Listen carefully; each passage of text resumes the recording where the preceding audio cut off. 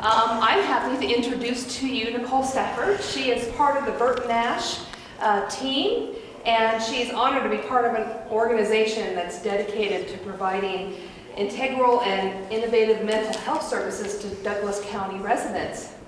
She has 15 years experience in mental health and mental health related fields such as child welfare, and working with children and families is her passion. So we're very honored to have her here today. Nicole completed her undergraduate degree at Park University in Parkville, Missouri, receiving a Bachelor of Social Work degree. And she earned her master's degree in social work at Washburn. As the Child and Family Service Director at Bert Nash, she is dedicated to providing quality care to individuals, children, and families through community-based services, including the Serious Emotional Disturbance Waiver Program, the Behavior Specialist Team, and Case Management Teams. And so we're glad to have Nicole with us here. So please help me welcome her this day. Hey everyone. I'm super excited to be here, but one of the things that I want to share, and if you can't hear me, I can always use the microphone, but hopefully I can project enough. This is a top 3 fear of mine, along with public speaking is a top 3 fear of mine, along with spiders in the dark. So, so if I need to slow down, or if I'm not explaining things well enough, just let me know, and I'd be happy to clarify and provide some more information for you. But today I'm here to present on mental health in adolescence. And what I mean by adolescence is a broad range, right? It's about 9 to 10 years old to 18 years old. And there's variations between that. You have your kind of preteen or tweens we used for the flyer today. And that's that 9 to 10 to 12-year-old range. They're not quite teenagers, and they're dealing with a lot of things like puberty and other things that make it sometimes difficult to parent, sometimes difficult to navigate what's going on with them. Then you have that middle range of around 12 to 16, where they're developing more autonomy, they're developing more self-confidence, they're developing lots of different things to help them be more individual. And then you have that kind of late range adolescence, which is that 16 to 18. That's our transition age youth. They're about to be adults, make decisions on their own. There are things that they need to learn in order to be prepared for that. So when we say adolescence, it's a broad range here. If you want to go ahead and move to the next one. So the objectives that I want, I thought really long and hard about what would be beneficial for a group like you to get from today. And what I want you all to get from today is really, when we say mental health, what does that mean? Because mental health can have varying degrees of understanding for different people. There's mental illness, right, which sits at the top of the pyramid, and not everyone meets the qualifications for a mental illness. There's things like mental distress, which is how we manage normal day-to-day stress in our lives. We all have the ability and capability to manage stress in our lives. I'm here presenting in front of you all, even though my fear is public speaking, right? So understanding really what mental health, and what I mean when I say mental health, what that means. What do the statistics say, and why is that important? Why do we need to know what our statistics are saying about Kansas, about the United States, about children in general when it comes to mental health? And then I want you to walk away with, how can I recognize when a kid that I'm parenting, caregiving, working with is struggling with mental health, and what can I do to help guide them? And then the last thing, I just said it, what can we do to support our adolescents? One of the things I want you to know, and I say this a lot in my career, is that peers learn from other peers. And so we have to start to normalize the conversation about mental wellness and stress and the things that people are going through, depression, anxiety, whatever it is, whether it's even ADHD. We have to normalize those conversations for our teenagers to help them navigate that amongst each other and help them connect to trusted adults. And we'll talk more about that, but I just want you all to know that peers learn from other peers. And so it's going to be really important for you to build relationships. And that doesn't mean try to fit in with the teenagers, right?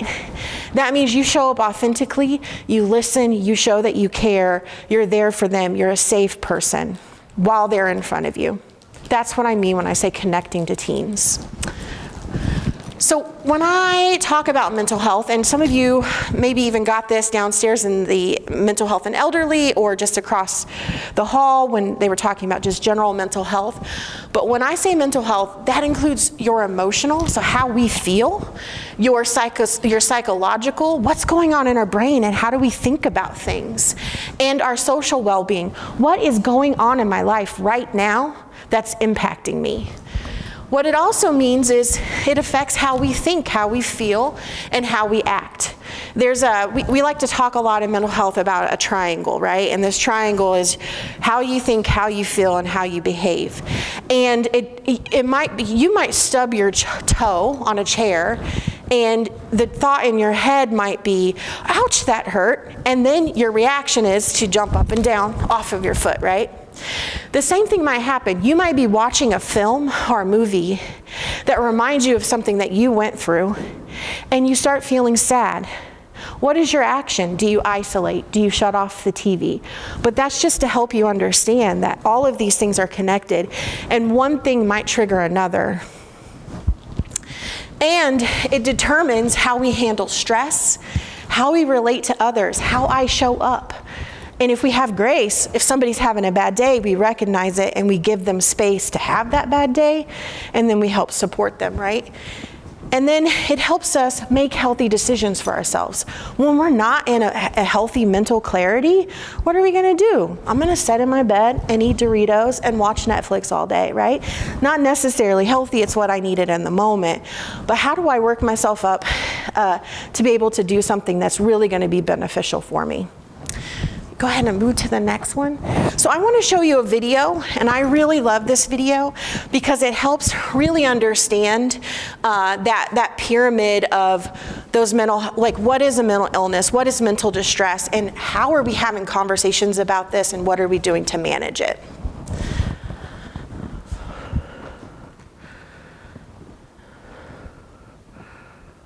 Have you ever wondered about the difference between the terms mental health, mental distress, or mental illness? The language out there can be confusing, and sometimes even conflicting. When we use phrases such as mental health issue, mental wellness, or mental problem, no one really knows what we're talking about. Using the correct language not only helps us to intervene more effectively, but it also reduces stigma. We've got a tool to help everyone get on the same page when it comes to talking about mental health. We like to think of it in terms of a pyramid with these 4 different states. Everyone falls somewhere here, with more people on the bottom and less at the top. In the bottom category, we have no distress or no problem. Everything's going fine, and we're generally enjoying ourselves. We may be spending time with friends, attending school, or even sleeping. On the left, we have mental distress. Mental distress refers to the everyday problems that we encounter. These are things that irritate us, things we're worried about, or problems that come our way. For example, we might have an upcoming presentation to do, or we may have a conflict with a friend or have a flat tire. When this happens, our brain sends us a signal. It's called the stress response. Our stress response is the basis of resilience and adaptation. Once we successfully solve the problem, the stress response usually goes away because we've developed the skills we need to adapt.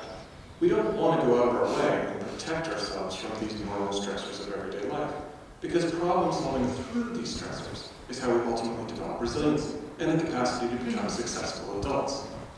But oftentimes in life, we're faced with problems in our environment that are simply too big for us to quickly solve or deep breathe our way through. That's what we call a mental health problem, which is the 3rd level up in the pyramid. Mental health problems are serious events such as the parent dying, having a divorce in your family, moving to a new country without sufficient resources. Mental health problems may keep us up at night. They may cause intense emotions, and they may last for a long period of time. But remember, they're normal. These are difficult times when it's important to reach out to others for help. Mental health problems may require the support of friends, family, counseling, or just time. The top of the pyramid, reserved for the fewest number of people, is a mental disorder or mental illness. This includes diagnoses such as clinical depression, clinical anxiety, or bipolar disorder. A mental disorder is very different than a mental health problem. This is where we see something going on in the brain, a perturbation of usual brain functioning. This is where evidence-based medical and therapeutic treatment is needed by specially trained professionals. Remember, the pyramid is not a continuum. Mental distress does not necessarily lead to a mental health problem or to a mental illness. In fact, we can even be at each level of the pyramid at the same time. For instance, someone can have ADHD, mental disorder, be grieving the loss of a loved one, mental problem, have an upcoming exam that they're worried about, mental distress, and sometimes we can just forget all about it and feel fine. All of these levels or components of the pyramid are part of our overall mental health. We need to make sure that we don't define good mental health as never having a bad mood. Good mental health includes a wide variety of emotional states. There are times when we are frustrated, indifferent, happy, sad, lazy, joyous. These are all parts of life and normal fluctuations in our mood. If a person has a mental illness, it doesn't mean that they lose their mental health. So let's start using the correct language, because it really does matter. Depression is not the same as feeling sad, and ADHD is not the same as being hyperactive. When we speak from a common framework, we're reducing stigma and building the foundation for better mental health care for everyone. To learn more, check out teenmentalhealth.org. I couldn't have explained it better, right? And I think that there's what I love about the video is that it helps us understand that we can go through each level of mental distress, a mental health episode or a mental health problem and a mental health disorder at the same time. What I want you all to walk away from, though, is this understanding when we're talking about delineating between each of these things, it's about what support that we offer that can make a difference. We have to be able to balance between stepping in too soon and too quickly and over functioning for someone, or pulling away completely and letting them flounder, right? And the best way to know how to proceed with someone who is struggling with either a mental distress or a mental health problem or a mental health disorder is to check in with them. What do you need for support today? How can I help you? What are you doing for yourself today? Like, it's just helping them navigate that conversation as they're working through those things. And that's the same with youth. It might be a little different than how you talk to an elderly person or an older person or an adult. You might have to use different language. You might have to get down on their level. You might have to figure out a safe way to have those conversations. One of the things that I've found really helpful in working with children is not making direct eye contact, giving them something to do, going on a drive. It allows them the space to not make it so personal and to get out what they really need to get out. But again, it's about what support do you need today? If you can move to the next slide. So again, I want to share with you some stats. These are stats about just overall what's going on with mental health in children, and also some stats here for Kansas, because I think it speaks volumes and it speaks to the importance of the issue. So 1 in 6 U.S. youth aged 6 to 17 experience a mental health disorder each year. If you're in a classroom of 30 kids, that means maybe a handful of them, 7 to 10, might be experiencing some sort of mental distress, mental health problem, or mental illness. That's a lot in one classroom, right? How many youth do you have in this church? And what do those numbers speak to you personally here? 35,000 Kansans aged 12 to 17 have depression. That is a diagnosed mental illness. High school students with depression are more than 2 times more likely to drop out than their peers. And if you look in lower socioeconomic areas, in Kansas City, Kansas, our next door neighbor, Wyandotte High School and Harmon High School have a 50% dropout rate. That is likely due to poverty, substance use, generational cycles of trauma and abuse. That's like astronomical to me. 48.7% of Kansans aged 12 to 17 who have depression did not receive any care last year. Yes? Are these statistics from like within this last year or so? I was just curious if not. These statistics are from 2022. 2022, so they are, okay. That's Yep. what I was just curious. The next slide, I believe, is actually from 2021 or 2019. I can't remember. So maybe Yeah. 3, okay. Yep. So 7 in 10 youth in our juvenile justice system have a mental health condition. Why this is important? Children who have outward behaviors are often labeled as behavioral problems, conduct disorder, oppositional defiant, without even realizing and checking what their life experiences are, what kind of trauma they've experienced. So these kids are labeled as a problem without even understanding what their mental health issues and their mental distress and their life stories are. And it's even more profound in brown and black children. If you want to move to the next slide. So 10.6% or over 2.5 million youth in the US have severe major depression. This rate was the highest among youth who identify as more than one race, at 14.5%. So what this tells you is we're not doing a good enough job of reaching our most vulnerable populations. 8.1% of children who have private insurance did not get mental health coverage for their services. This is 950,000 youth who could not get mental health services because their insurance did not cover them. Yeah. This is why mental health and normalizing these conversations with starting at a young age, not even adolescence, starting at a young age is so important. If you want to move to the next slide. And then we can't leave this room without really talking about how the pandemic has impacted mental health, right? So this was a study that was done with 2,000 American parents through LifeStance, which is one of the most, they provide therapy services, and it's one of the largest in the nation. So what they found was that the top five challenges children have faced in the pandemic: school, navigating what school looks like for them, navigating the changes that happen through the pandemic, remote learning, and so what happened was you were at school one day, and the next day they're like, you're remote learning. You took that kid through a huge transition in one day.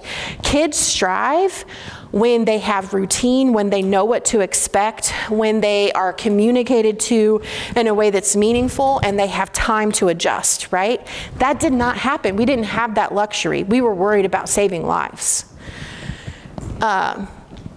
They worry about making new friends. When they were isolated for so long through remote learning, it was like almost that they stopped learning that social emotional reciprocity, because you have this screen between you and a person, and you can shut off your screen, and you didn't have to be present, so people couldn't read other people. It became really difficult for kids to navigate their own feelings and to handle the feelings of their peers.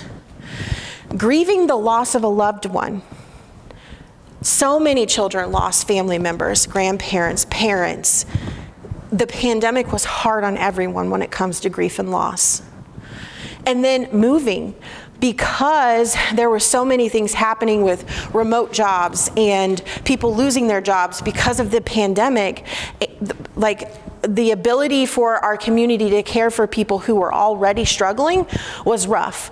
And then when you add the pandemic and people losing their jobs on top of that, lots of things happened. People had to move, they had to downgrade, they moved in with their parents, now they're having to navigate a blended home. So many things were happening during the pandemic.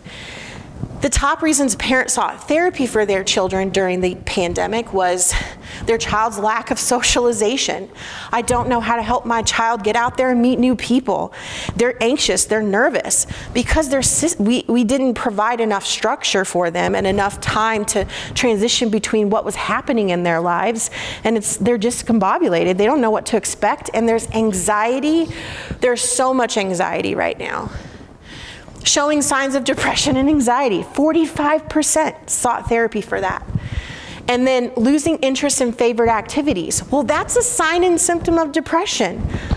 Or it could be, I've gone through so much, I just don't have the motivation to do it anymore. This pandemic has really, I think, helped us understand that people need connection in order to function, and that's the same for our youth, that's the same for us, that's the same for our elderly, it's the same across the board. If you want to move to the next slide. So I want to talk about what challenges our adolescents face. Acceptance. I think that, again, this was present before the pandemic, but it's even more expounded now, right? It's the idea of having a positive sense of self and being able to be confident enough to present that self to other people and to navigate, this person doesn't like me, and that's okay, but this group of people like me. But what's happening now with a lot of kids is everyone has to like me, everyone has to be okay, right? Feeling accepted by peers and navigating regular peer conflict. It's become more difficult. Kids are constantly connected to each other through social media, through just email, texts. Like, technology has made connection to teenagers like really easy. And when you have constant connection to people, what happens is you fight, you argue, you don't always agree. It's just a natural part. But what happens is it happens all the time now, and they don't know how to manage that because they don't have the emotional maturity to be able to handle conflict in a way that an adult might. Go ahead. I'd be curious, the correlation between, you talk about this constant contact, but it's not face-to-face contact. And so, yeah. So people read between the lines, right? Between the lines, because as I think to just even means of communication, I would far better means of communication, obviously doing face-to-face. It's not as good, but a little better if you can do over the phone. But then we start talking about email, text messaging. You take away all sorts of, You're DMing me through Instagram, through Facebook, through TikTok. Right. Yeah. So I think it's a real struggle. They are connected, but it's in a very different, different sort of. And when you say something direct, there's tone read behind it, right? Like, it just becomes incredibly hard to navigate because they don't have the emotional maturity. We can have really mature kids that make good decisions, right? But that doesn't equate to emotional maturity. How do I handle when I'm feeling sad? How do I handle when I'm feeling anxious? And our responsibility as adults in their life is to help them navigate those things. But we can't if they don't talk to us, right? So, and we'll talk about that a little bit later. They're going through a lot of stress. I bet you all can name an innumerous amount of stress that our teenagers and our adolescents go through. Their parents are divorcing, their grandparents or their friends are going through things. They're contemplating self-harm, they're contemplating depression, their sports team's lost. There is so much stress that a kid goes through that they can either externalize or they can talk about, right? Or internalize and they can talk about. But there's just so many reasons why kids are stressed out. And we talked about it in the previous video, right? Like, I think it's becoming more difficult for kids to understand what is normal distress and how do I work through this? And what is a mental health problem and how do I seek support for this? And then what happens when I'm feeling so down I want to kill myself? The mental illness piece, right? They don't know how to navigate that, and we don't know what's going on because they're not talking to us, they're talking to their peers. I think I want you to consider what can help manage stress, helping them talk about healthy boundaries. As parents and caregivers, one of the things that you can do is make sure that you're monitoring their social media. Make sure that you're connecting with their friends and building relationships with their friends, and that you're not doing it as like a hovering type of way, right? Like where you're like invading their space and their boundaries, but you're connecting with their friends and you're saying, hey, I just want you to know I'm a safe person, and you might not believe me at first, but I hope as you develop a relationship with my child, you start to see that I'm a safe person, and I want you to know if you're going through anything, and if my kid is going through anything, you can come to me and talk to me, and I'm going to help you navigate it. I'm going to help give you support, right? So it's having those open dialogues and that conversation and setting yourself up with these friends to be a safe person. And safe means that you're not judging them, that you're having an open communication, even if it's hard to hear, you're not showing a lot of reaction. I think sometimes when we hear things that our kids are going through, our immediate response is, oh my God, I got to do something right now. And we have to determine what's a safety issue, and do we need to react right now, or is this something that I can spend some time to think about before I do react, and how am I going to react to still be a safe person for my child? We're going to help them learn prioritization skills. We're going to help them learn that if you, and again, it's coming from a non-judgmental and safe way, right? Like, for instance, one of the kids that I work with, the key to her door wasn't working. And so she said, my workaround is I'll use my keyless entry. But then her battery died. And so she couldn't get in, right? And so we had to help you put something off that you shouldn't have put off, but saying that in a way to help her understand, and rather than being shaming, and say, now we got to manage this, and you're okay, and we're going to get through this, and this is how we're going to do it. And, you know, for next time, we're not going to put these types of things off because this is a priority, right? So it's helping them navigate situations and helping them understand what's a priority, what can be left for later, and what should be taken care of now. We talked about safe space, and we talked about talking about being open about feelings and not reactive to when they're sharing their feelings with us or when they're sharing what's going on with us. So we have to talk about depression and anxiety. I think that this is what we see the most right now. I think that what I want to help you all understand is there's a difference between internalizing and externalizing behaviors. Depression and anxiety are often those internalized behaviors where we don't see it. And what we don't see, we don't know, right? And so it's oftentimes we don't pick up on it unless we're seeing some signs. Externalized behaviors are the kids who might have attention deficit hyperactivity disorder, and they're hyperactive and they're running around like a battery, right? Those are easy for us to pick up on, and we know because there's clear signs, right? What we have to do is we have to learn how to pick up the signs of depression and anxiety, as well as we pick up the signs for those other behavioral health disorders. So some things I want you to, and this is not a comprehensive list. This is just a very short list of things that you can look for. Feeling restless, wound up, or on edge. When your kid is jumpy, when they're non-responsive when you talk to them, when they're fidgety or they're always fidgeting with their hands, and that's a change in behavior, that's a symptom and sign. Becoming fatigued really easily, that lack of motivation. I'll do it later. I just want to sleep right now, or I don't want to go to basketball practice. I'm too tired. And if that's not just one day, but that's one day a week, or that's 2 days a week, or that's 4 times a month, we might start to worry. Not worry in a way that we're going to be reactive, but we might start to ask questions and talk about it and start to have those conversations and to start to talk about safety and be a safe place for our kids to have a conversation about those things. Struggling with concentration, if their grades start to slip, if you're seeing a change in how they were performing before versus how they're performing now, that's a clear sign that maybe something's going on. It could be regular mental distress, it could be a mental health thing, or a mental health condition, or it could be a mental illness, right? But checking in with them to say, I've noticed that your grades are slipping. Is there anything that you want to talk about? Is there anything that's going on? How do you have those conversations without placing it? Like, what did you do? Tell me what's going on. Like, non-confrontational. You want to have a conversation that's open, inviting, and welcoming for them. Experiencing irritability. This is an important one.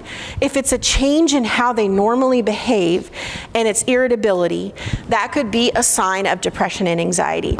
Kids do not have all of the skills to express regular emotions and feelings like adults do. And sometimes, let's face it, adults don't even know how. So, but I can say, I'm disappointed, I'm frustrated, I'm feeling overwhelmed. Kids, they don't know all of the ways to express that. So they're going to express it through anger because that's an easy emotion. Feelings of muscle tension. If you see your kid and their stature and the way they walk are changing, and maybe they're like more tense and tight, or they're more shut off or closed off, it's a sign that something could be going on. Check in with them.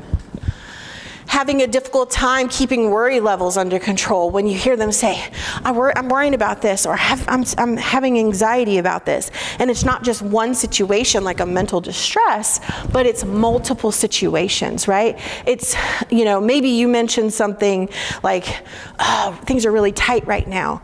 Mom, are we going to be able to pay the lights? Are we going to have food? Like, that is not their worry or concern, and they're taking that stress on.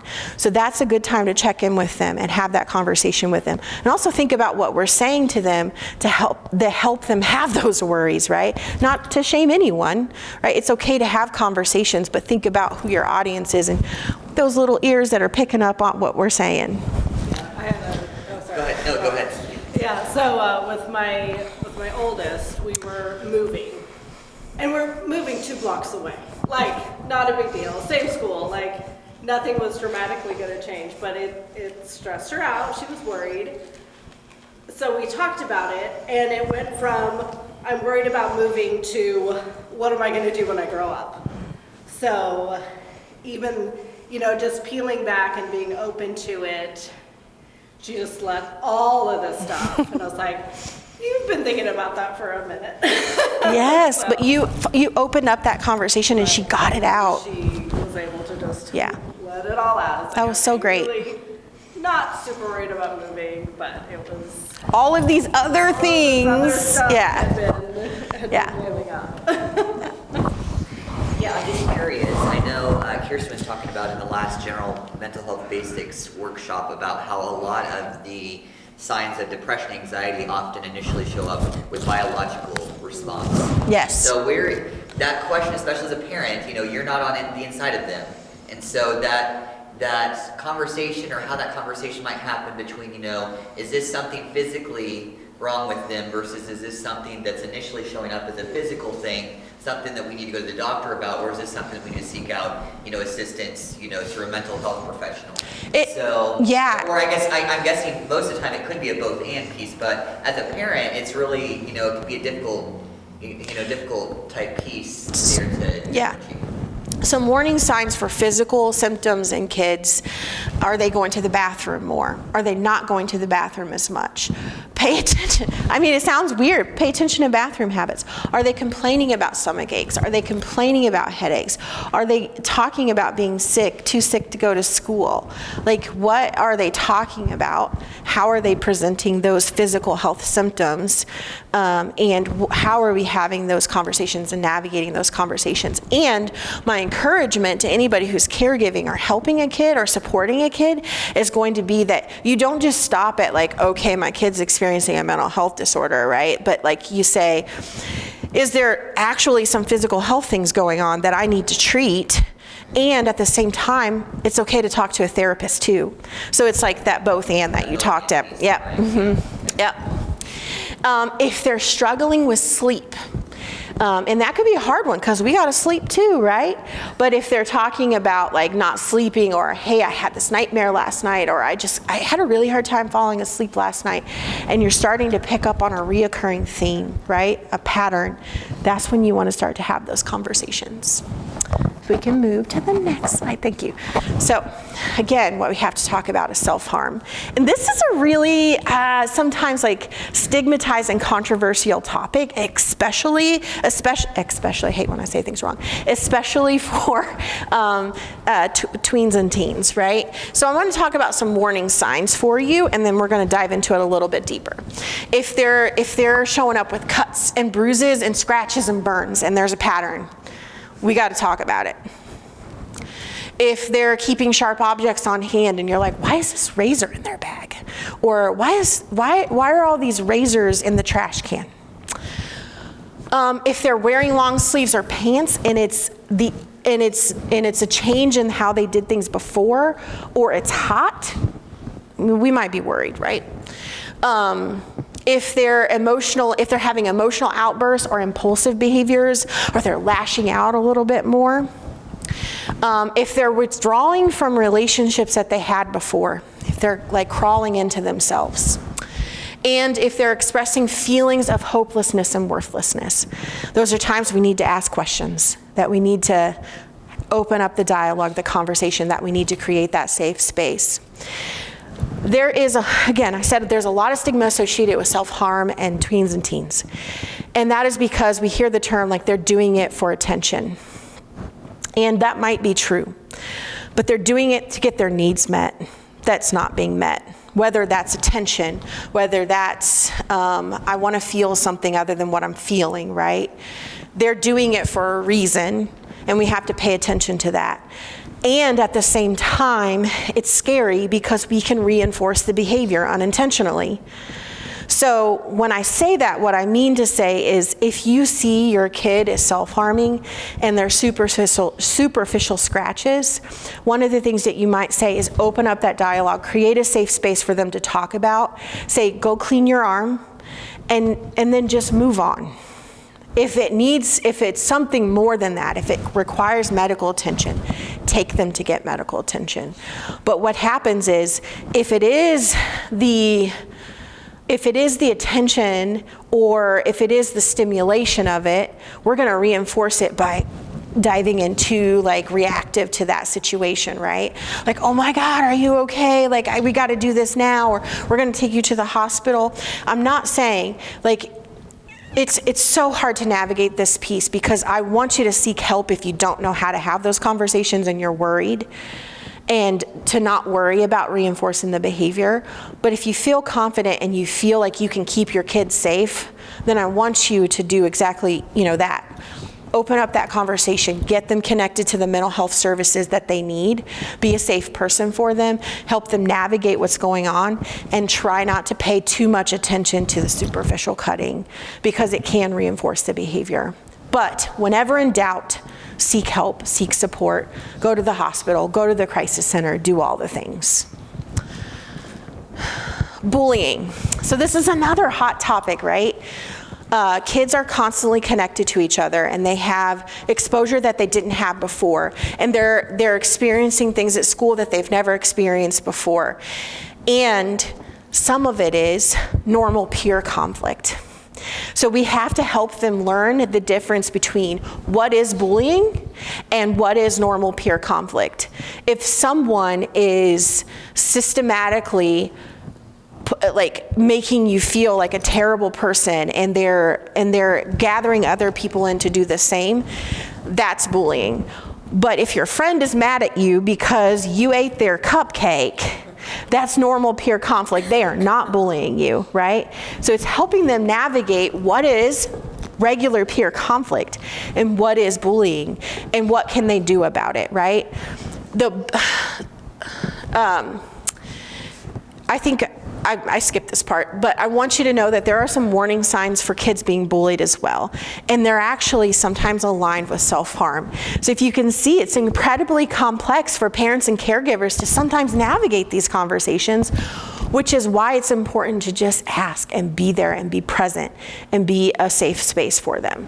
So the warning signs for bullying is unexplained injuries. They might have cuts and bruises, just like the warning signs for self-harm.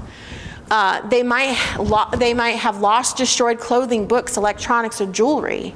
But another warning sign for depression and self-harm is giving your things away. So is it really missing because of bullying, or did you give it away?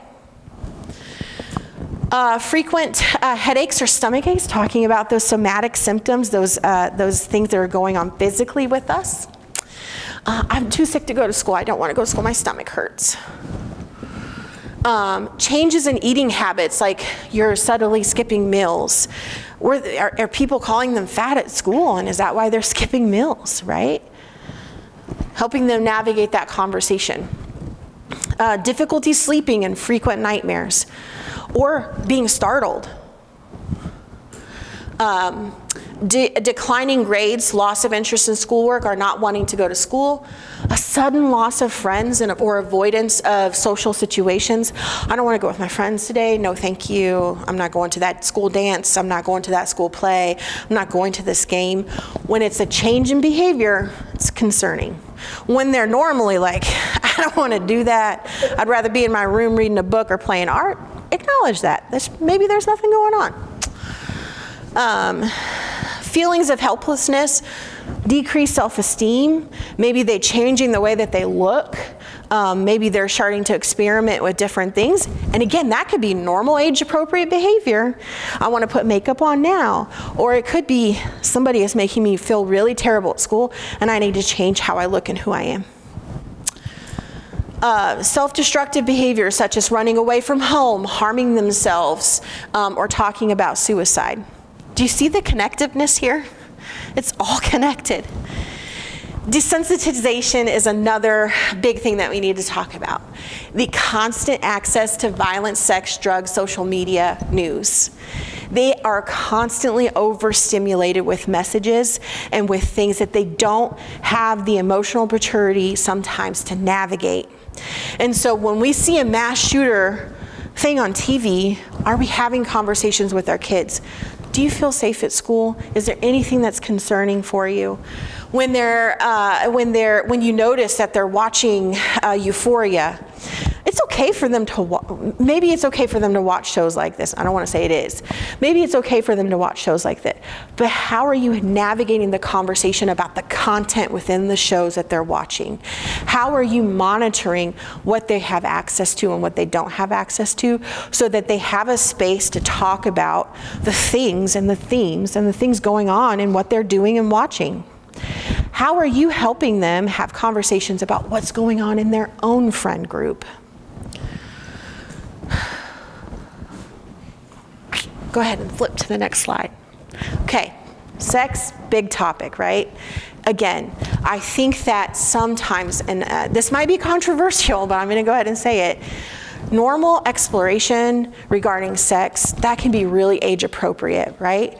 But it's when we start to see themes that might not be healthy, or we're ignoring the topic altogether, and there's warning signs that things are happening that they might not understand, and they might not understand the consequences for, that we have to take advantage, like we have to create that space to have those conversations. And it might be really difficult as a parent, and it might be really difficult as a parent with faith to have this type of conversation, birth control, all of those things. But if you avoid the topic, chances are something could happen, right?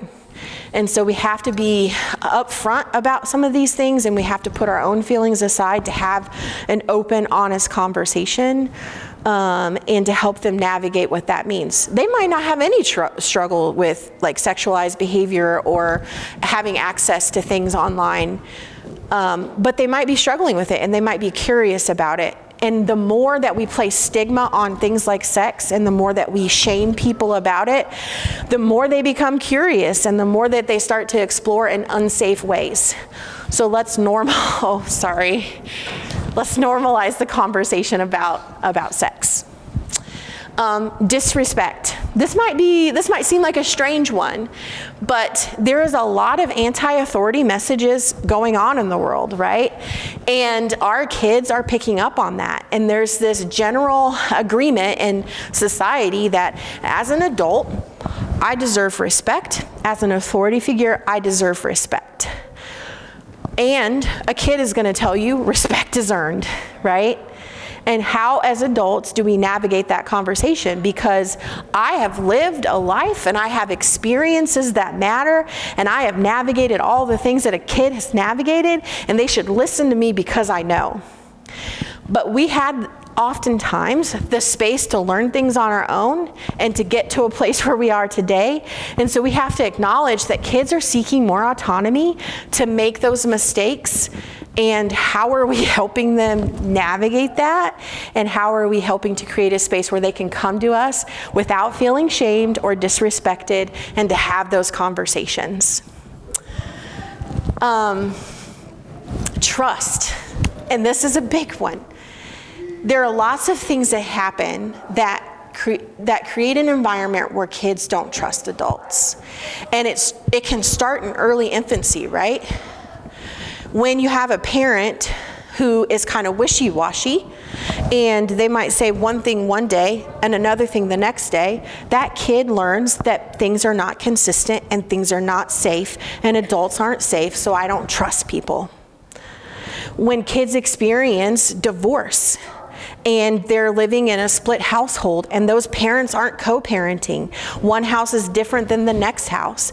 They learn that things are not consistent and that people can't be trusted. When their teacher handles a situation for this kid one way and this kid another way without an understanding or an explanation, they learn that adults are inconsistent and can't be trusted. They internalize that. And so we have to, as adults, learn how to have difficult conversations. Fair doesn't mean equal. I treated this kid this way because this is what he needed. You're different than him, and this is what I felt you needed. If that was wrong, I'm sorry, and I want to do better next time. Having and normalizing that it's okay to make mistakes and that we're human and that we're navigating these difficult things is so important to mental health. Navigating mental distress, navigating mental illness. Okay, what I want you to walk away from is hope, right? I think that we feel oftentimes at a loss for what our kids are going through and how to navigate those things. And I want you to know, this is just a definition of hope that I pulled off the internet. It's an optimistic state of mind that is based on an expectation of a positive outcome and a feeling of trust. I want you to think about how we create positive outcomes for our kids and how we create a space of trust for our kids and how we normalize these conversations and we speak about them in a way that is, again, not shaming, that's informative, that's creating a safe space for them to feel like they can talk to it. It doesn't mean that we don't have difficult conversations. It doesn't mean that we don't set up boundaries or expectations. We have to normalize that setting up boundaries and expectations create safe environments for us all, and it helps them later on in life, or even yet tomorrow, set up an expectation and a boundary with their peers and with other people who might be bothering them. Okay, I think, yes. So that's so much. I'm so sorry. But do you have any questions? Is there anything that you all want to talk about? This is not exactly bringing up a topic, but you mentioned about if things are given away. Mm-hmm. And in a community very close to here, there was a boy that came up to another boy in high school age and said, "Here, you can have my gym shoes." Clear. And so that child didn't know. I mean, he thought, you can't be your gym shoes. Yeah. But it sounds like it's a pretty huge signal sometimes. When they're giving away things, we should ask questions. It doesn't mean that they're contemplating suicide, right? It could mean I'm feeling really generous today and I have the resources and the means, so I'm giving these shoes away because I just got a brand new pair. But it could also mean life is really sucky right now and I don't know how to navigate this, and I'd rather someone have this before I'm gone.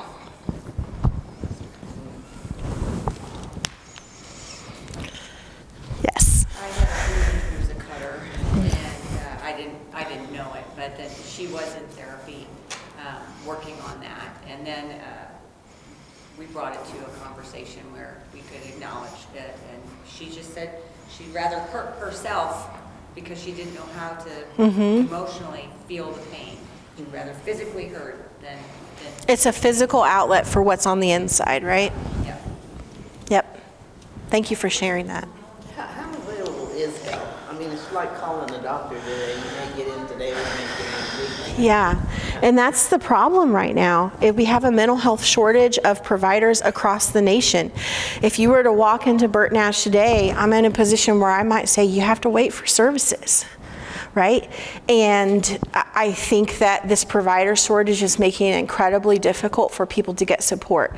But there are other ways. Lots of doctors' offices now are having therapists embedded in their practices to help have these conversations. Schools have the counselors, the school counselors. There's private therapists all across the state. But I think your question is a very valid and very important question, and unfortunately I would say that it's not as accessible as it should be. And I'll say cost-wise as well. Yeah, absolutely. As well, I mean, so many insurance plans, even You have to be in network, and if you're not, or even co-pays. they cover only maybe 3 3 or 4 sessions for the year. Right. And we talk about, in our office, in Bert Nash, it's always a conversation of the underinsured versus the uninsured versus the people who have Medicaid and Medicare, where these services are covered blanket across the board. I hope that this was helpful. Yeah. Thank you.